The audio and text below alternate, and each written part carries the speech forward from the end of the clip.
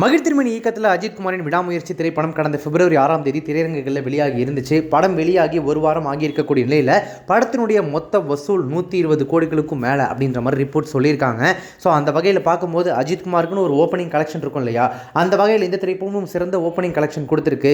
வர நாட்களின் திரைப்படத்தினுடைய வசூல் இன்னுமே அதிகமாகலாம் அப்படின்ற மாதிரி சொல்லிட்டு இருக்காங்க. படத்துக்கு கலவையான விமர்சனங்கள் வந்துட்டு இருந்த போதிலும் அது எதுவுமே படத்தினுடைய வசூல் அஃபெக்ட் பண்ணல. படம் சூப்பராகவே போயிட்டு இருக்கு. ஓவர்சீஸ் வசூல் கண்டிப்பாக 200 கோடியை தாண்டும் அப்படின்ற மாதிரி சொல்லிட்டு இருக்காங்க. இதற்கிடையில் அஜித் குமாரின் அடுத்த படம் குட் பேட் அக்லி ஏப்ரல் 10ஆம் தேதி ரிலீஸ் ஆக இருக்கு. அதை தொடர்ந்து அவர் ரேஸ்க்கு போறாரு, ஒரு சின்ன பிரேக் எடுத்துக்க போறாரு அப்படின்ற மாதிரிலாம் சொல்லிட்டு இருந்தாங்க. இதையடுத்து அவருடைய அடுத்த திரைப்படமான அவருடைய 64வது திரைப்படம் AK-64 யார் டைரக்ட் பண்ண போறாங்க, அதற்கான அறிவிப்பு எப்போ வரும்னு சொல்லி இப்போவே ரசிகர்கள் எதிர்பார்க்க ஆரம்பிச்சிட்டாங்க. மகிழ் திருமணி இயக்கத்தில் மறுபடியும் அஜித் குமார் நடிப்பார் அப்படின்ற மாதிரி டாக்ஸ்லாம் போயிட்டு இருக்கு. மகிழ் திருமணியுமே கிட்டத்தட்ட அவர் உறுதி பண்ணியிருக்காரு.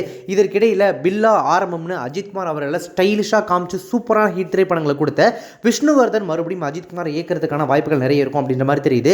சமீபத்தில் இயக்குனர் விஷ்ணுவர்தன் கிட்ட இது தொடர்பாக கேட்டதுக்கு பேசிட்டு இருக்கோம், இன்னும் எதுவுமே ஃபைனலைஸ் ஆகல, அப்படி ஆகிற பட்சத்தில் சீக்கிரமாகவே உங்களுக்கு அறிவிப்பு வெளியாகும் அப்படின்னு சொல்லியிருக்கிறதுனால ரசிகர்கள் எக்ஸ்ட்ரா குஷியாக இருக்காங்க.